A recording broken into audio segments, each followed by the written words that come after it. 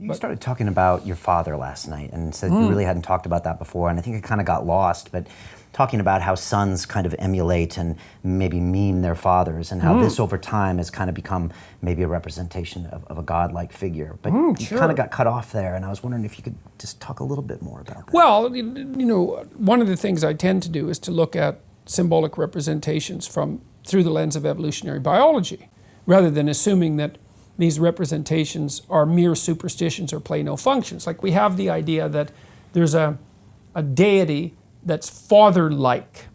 So it's a disembodied spirit in some sense, that's eternal, that has paternal characteristics. It's like, okay, well, strip it of its metaphysics, only I'm not saying that fundamentally you have to strip it of its metaphysics. I'm not making that claim. I'm saying if you strip it of its metaphysics and just look at it as a biological phenomena, it's like, well, what might the idea that there's an eternal paternal spirit, what might that be a reflection of? Well, it's like, well, there's you imitating your father, but your father imitated his father, and his father imitated his father. And so in some sense, what your father actually imitated was the pattern of fathers across time.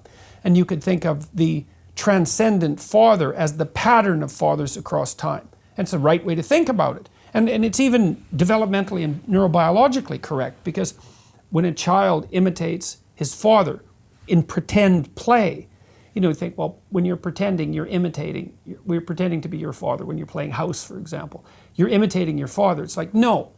If I'm imitating you, I do this, right? So I'm mimicking what you're doing with my body. But when I'm pretending to be my father, I'm doing something way more sophisticated than that. I'm observing my father across multiple situations.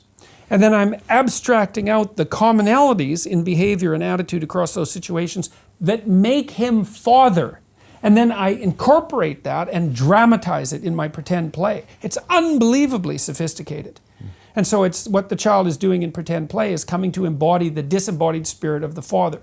So that's the disembodied spirit. But that disembodied spirit is a reflection insofar as the child is making contact with the father and not just the idiosyncratic personality of his particular father. He's abstracting out the generality across all those situations. And that generality is in turn a reflection of the imitation of the father going all the way back in time. And so you think, well, that is a disembodied spirit. It's a disembodied spirit that's incarnated in the collective of fathers across time. And what is that?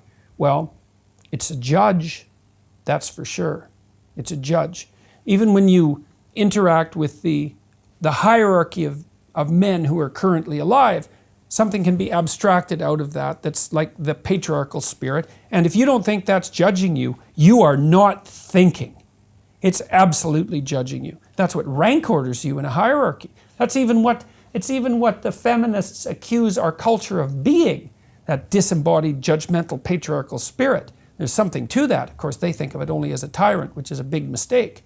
And so... You're saying there's function to that, and that's a natural selection. Well, there's function in it insofar as society itself is functional. I mean, the feminist critics, the radical leftist feminist critics, to be more precise, and not all of them are even feminist, make the argument that there's nothing in our hierarchies except tyranny and exclusion. It's like, well, that's completely preposterous. They say that while sitting in comfortable armchairs with the electricity on and the water running and no riots in the street and well fed and well clothed and protected from their enemies. I mean, it's so preposterous. I can't even believe we've even come to this point. That's because of hierarchies that they're not looking at.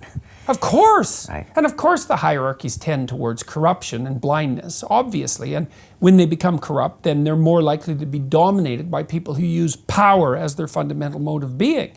But that doesn't mean the bloody hierarchy is nothing but a corrupt tyranny of power to begin with.